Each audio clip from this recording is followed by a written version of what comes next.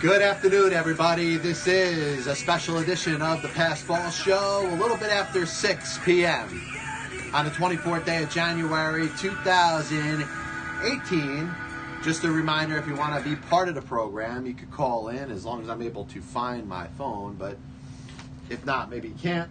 But we are going to talk a lot about the Baseball Hall of Fame today. There's a couple of things. I do have a message for America. I want to get back into that, and we'll present that later on in the program. And, what I really wanted to do is I wanted to wait till a couple minutes after 6 when the actual Hall of Fame vote was announced, and you find out now that it's about another 10 minutes away. So at some point during the program, we will know, the 3, 4, maybe even 5 players that were selected by the Baseball Writers Association of America and will be in the Hall of Fame, joining Jack Morris and Alan Trammell, who were voted in by the Veterans Committee. Now, what is significant about this vote is the fact that you've seen years upon years upon years upon years where 1 player, 2 player, 3 players, no players have been selected by the baseball writers. And obviously there's an issue with that, which I promise I will touch on in a little bit. But, it doesn't seem like there has been a precedent set for 4, let alone 5 players being elected by the baseball writers. In fact, the only time in baseball history 5 players were elected by the baseball writers was the very first selection, which happened in 1936, a year where Ty Cobb, Babe Ruth, Honus Wagner, Christy Mathewson, and Walter Johnson were selected. And ever since then, 1936, there has never been 5 players elected on one ballot. In fact, only 3 times outside of that first year in 1936 has there even been 4 players selected by the baseball writers at one time.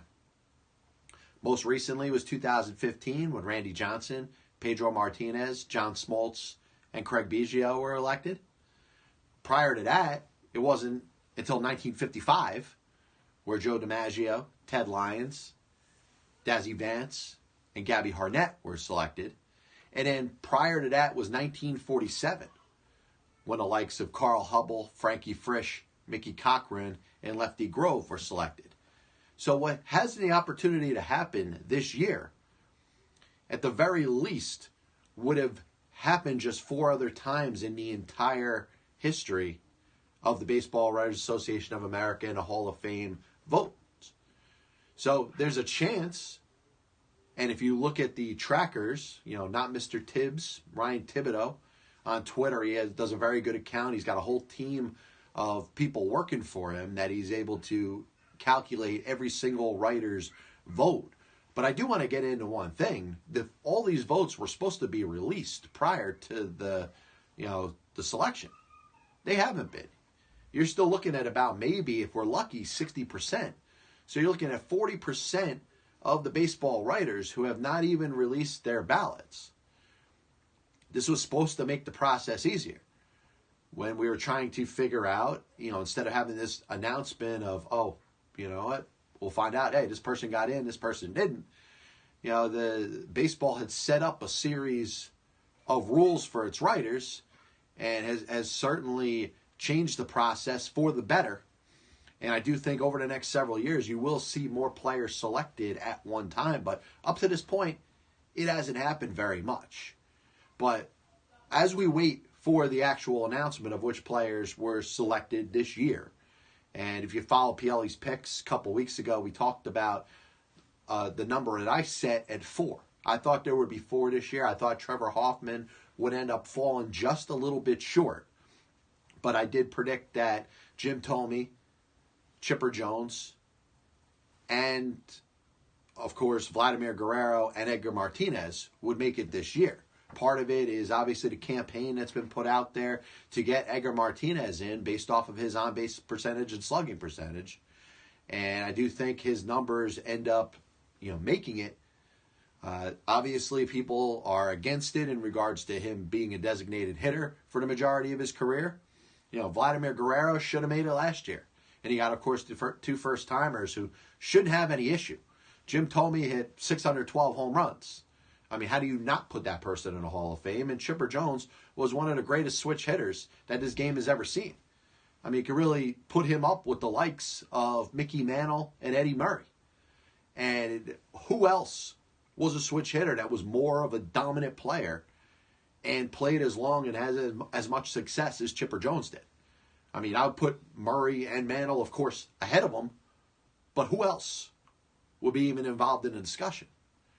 So you look at Thome and Jones, they should get in. I mean, last time I looked at it, you were seeing well over 95% of the release ballots.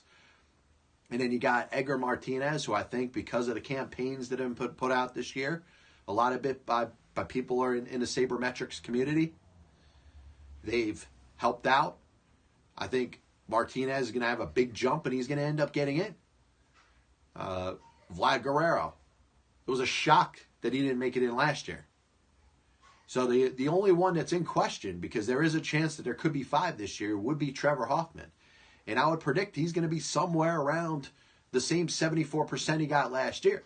Maybe he creeps up and gets in with 75. Maybe he just gets enough. And I tell you, if it does, number one is something that needs to be known how much of a special moment it is to have 5 players selected at one time.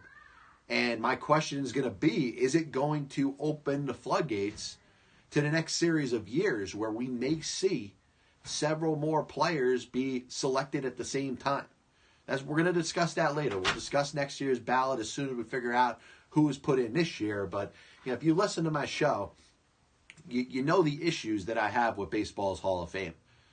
I mean, the honor for the players to be selected is still very valuable. It's still one of the greatest feelings you could ever,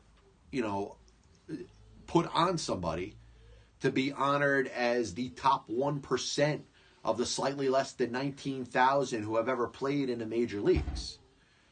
So the honor for those that ended up getting in and will get in is still special.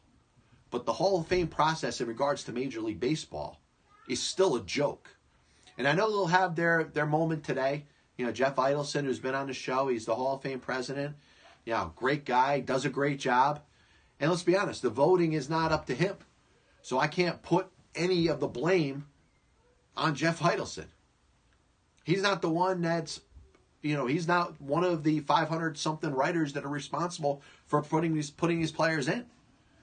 Number one, the writers stand on their soapbox and they look down on the players, and they've used in many occasions, their relationships with certain players as a determining factor of whether or not they're going to vote for them, which should never be the case. And of course, baseball has this issue, which has existed for years, and it calls itself, the governing body of sports, the only sport where every single player that ever played in the major leagues, has to be considered a saint. There's no other sport, whether it's football, whether it's basketball or hockey, where the players are scrutinized as much as they are in regards to being enshrined in its Hall of Fame. We still look at the fact that the all-time hits leader is not in. The guy who's hit the most home runs in Major League Baseball history is not in. The pitcher who won the most Cy Youngs out of any pitcher in Major League Baseball history is not in. The 3rd and 4th players with the highest batting average in baseball history are not in. And the list goes on and on. How many 500 home run hitters are not in? Now, obviously, the answer, and I'm waiting for the comment thread, well, what about the players that did steroids? Now, if there was a list that said, without a doubt, every single one of these players did steroids and every single one of these players did not do steroids, I would agree with the argument a little more. But the problem right now is there's so many discrepancies and there's so much favoritism that goes on in regards to voting players in. And it's a matter of a judgment that's put out by the writers and they are picking, and they have picked players that they are most in favor of. But the problem is set to where it is not about the merit of what the player did on the field. It's a matter of what the media, what the writers think. And obviously, one of the things that I have driven home many times on this program is how I feel about the general media. You know, there are great writers out there. There are great people in the world of media. I don't like to consider myself a member of the media, but you know what? Based off of the things I do, I host a radio show, I write. You know, there's things that I do that would probably put me in a category as a member of the media. Well, I'll tell you this. Pretty similar to how I feel about fellow Mets fans, I disagree with most of what you would call my brethren. Many people in the media have never played the game. And I understand how it applies to the world as well. You know, you want to make a good impression on people, and you know, at some point they may have the opportunity to recommend you or not recommend you. I'm looking at something that's completely different here, though. This is an enshrinement and to be put up with the best of the best.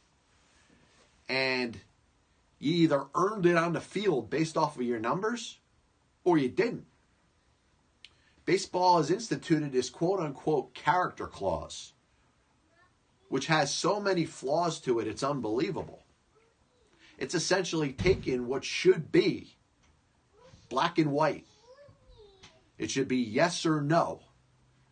And they've put so much circumstance in the middle of it where you can make a decision based off of how you feel. And if you look at baseball writers, listen, they've contributed to the game. Baseball would not be where it is if it wasn't for its long history of writers. But what happened to authorize or allow for baseball writers to be the judge, jury, and executioner when they're looking to enshrine what is the best of the best? I don't agree with the process. I think baseball has done a better job lately to put the best players in. I think they have fixed the process a little bit, but they haven't fixed it enough. And I think there's still a long way to go. The writers that are in, that have been eliminated or not been eliminated or have set up where different writers have a chance. And I apologize for that background noise. We're going to fix that in a little bit. My beautiful son is just kind of wandering around the room, but good for him. Kind of lost my train of thought there, but you know, the way it's set up, I don't like the fact that you're putting a group of writers in charge of who are the immortal players in a particular sport. Because the same doesn't apply to football, the same doesn't apply to basketball and hockey. And if you were to name the 10 greatest football players at any position or in general, you would know that one common thing exists when you put that list together. And every single one of them are in the Hall of Fame. So before we find out, or before we discuss exactly who got in this year, I want to talk about how Major League Baseball can have the best players, some best players of the generations, some of the highest average hitters, the guy with the most hits, some of the guys with the most home runs ever, 600 home run hitters, a guy who hit 762 home runs in his career.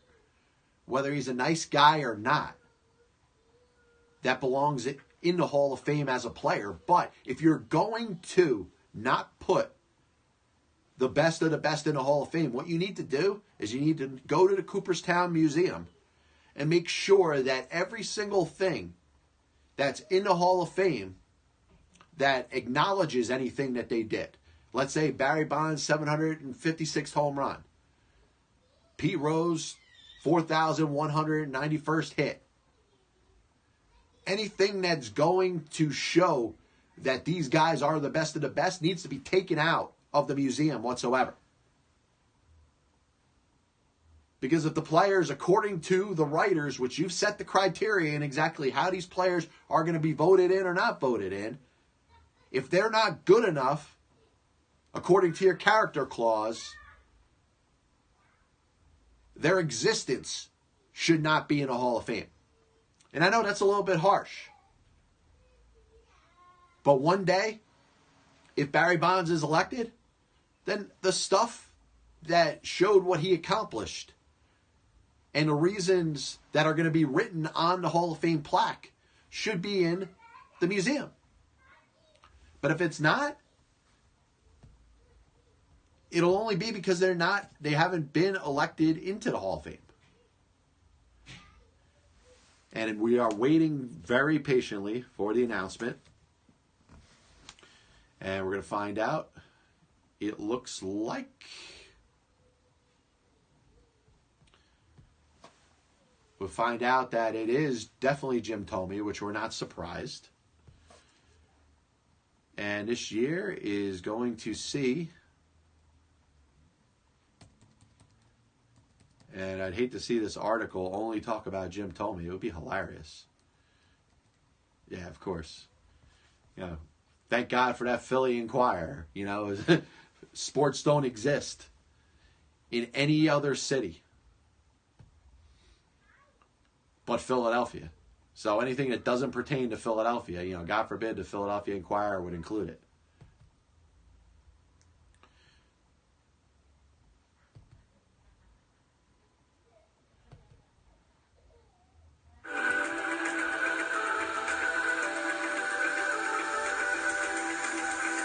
So as we're looking now at News 5 Chicago, we are still striking out here, but definitely congratulations to Jim Thome as we know it right now.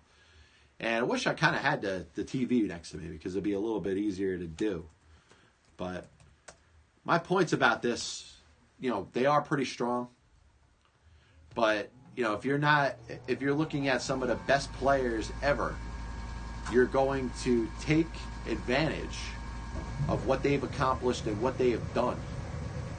And basically say, all right, according to the writers, it's not good enough. And you're not deserved in regards to being in the Hall of Fame. Yet, when everybody comes to your museum, and any way the Baseball Hall of Fame and baseball as a whole can profit off of your name, which, by the way, you told that player, Barry Bonds, 762 home runs, that he's not good enough for the Hall of Fame. But you're still going to have stuff in the museum that you're going to profit off of. It's an absolute joke. And I think it's unfortunate that, you're still going to quote unquote profit off of these players, but continue to say that you are not good enough. So I finally get a legitimate report. And this year will go down in history with 2015, with 1955, and with 1947 as the only 4 years, not including 1936 when there was 5, that there were 4 inductees by the Baseball Writers Association of America in the Hall of Fame. So congratulations to Jim Thome, Chipper Jones, Vladimir Guerrero, and Trevor Hoffman. And I had it a little bit wrong. I thought Edgar Martinez was going to get enough in regards to momentum. And we'll get the final tally and exactly find out how far or how close he ended up being. But you're looking at 4 players that are certainly deserving in a ballot that continues to be very controversial. As we look at the players that we knew prior to this announcement were not going to be in the Hall of Fame. You're looking at Bonds, you're looking at Clemens, you're looking at Manny Ramirez, Curt Schilling, one of the best postseason pitchers that this game has ever seen. is not put into baseball's Hall of Fame. Writers decided not to vote for him because he doesn't like the writers. And you know what? The baseball writers, and once again that soapbox that I talk about that they, proverbially stand on, should make for people to not care so much for them. Just like anybody else, when you go out there and you hold this set of standards, and once again, you're talking about a group of people who never played the game and should consider it just as much of an honor as those that played it to have the opportunity to do what it is that they're doing. To find whatever loophole happened in the Baseball Hall of Fame voting system that allowed initially for the writers to select the players that are immortalized as one of the top 1% of the less than 19,000 that ever played. Now, you're looking at many that are taking this privilege and are not necessarily doing their duty and what they are supposed to do with it. Because once again, and I'll continue to say this until I'm blue in the face, you look at football, you look at basketball, you look at hockey. Name the top 10 players that ever played in each sport. We could have that debate another day. Name the top 10 guards in the NBA, or centers, or forwards. Name the top 10 quarterbacks in National Football League history. And I promise you, outside of those that aren't eligible yet, maybe they're still playing, maybe they've only retired a couple years. I promise you 100% of those players that you talk about are in each sport's respective Hall of Fame. And we could talk about steroids all day. But are we going to get into the research of the amount of Pro Football Hall of Famers that probably use some sort of performance-enhancing drug during the course of their career? Because I promise you, there's still players playing on every given Sunday that are under the influence of something in regards to a performance enhancer or some form of steroid. But we're going to hold a different set of guidelines because those sports choose to honor the best that ever played. And another thing that the Baseball Writers Association of America is doing wrong by holding their top players to not such a high standard, but to ridicule them for things that other players aren't ridiculed for in other sports. But it's also created the possibility of players that don't necessarily belong or may, on a normal set of guidelines, would fall a little short. And if you look at the history of the Baseball Hall of Fame, listen, any person that has been inducted and put in obviously appreciates what kind of honor it was and is and will forever will be. But this process has also created a watered down version of the Hall of Fame. And I'll tell you, we could talk about the steroids era all you want, but we're still electing players that played in that era. So the media has chosen to essentially pick and choose whatever players they feel in their mind, by their eye test, they think used, and then those that they thought didn't use. And I'll throw some random names out there because just for the fact that they played in the steroids era. Jim Thome was elected this year. He played for the Cleveland Indians teams of the mid to late 90s. Was a teammate of Manny Ramirez. There were some other players on that team that were using PEDs too. I don't think Jim Thome has to answer to me or anybody else But so many other players have been guilty of association. So when we're talking about other things that just aren't right, you know, a Mike Piazza, a Jeff Bagwell,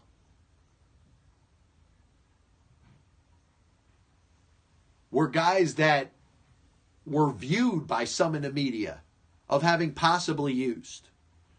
So my issue isn't how you're going to judge those that you know are 100% guilty. It's that mixture of thin air that exists and the association that one may say this player looked a little bit big during their career. You know, do you see the size of Frank Thomas? Frank Thomas was never implicated by anybody. But other players that had similar size were. And I go to the Piazza-Bagwell arguments. And yes, both players ended up getting selected.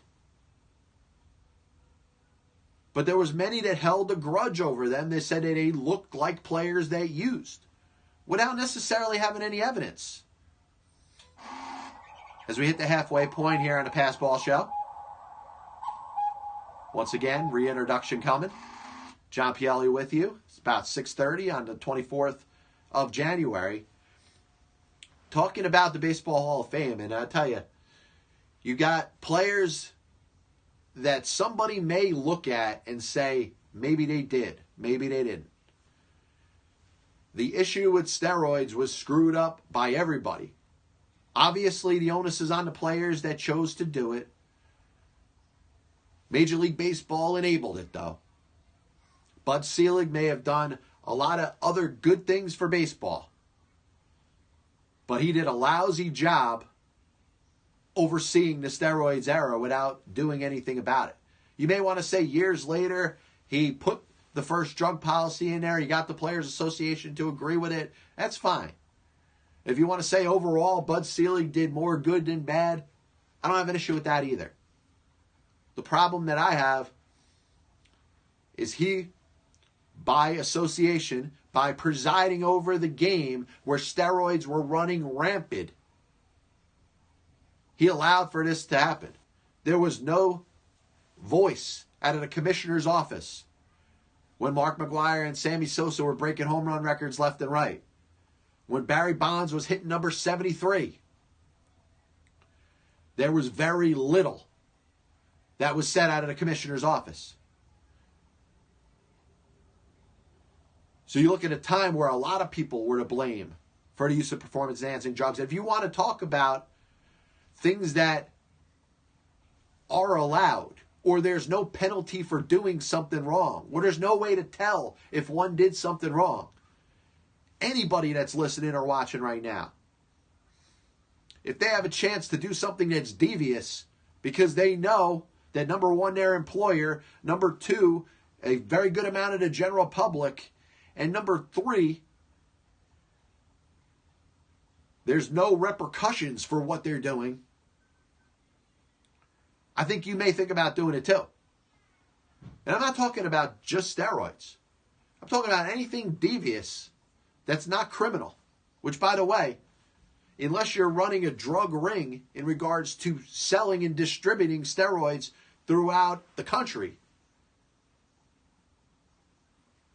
the use of them isn't criminal. And in fact, it is devious. Yes, it's cheating.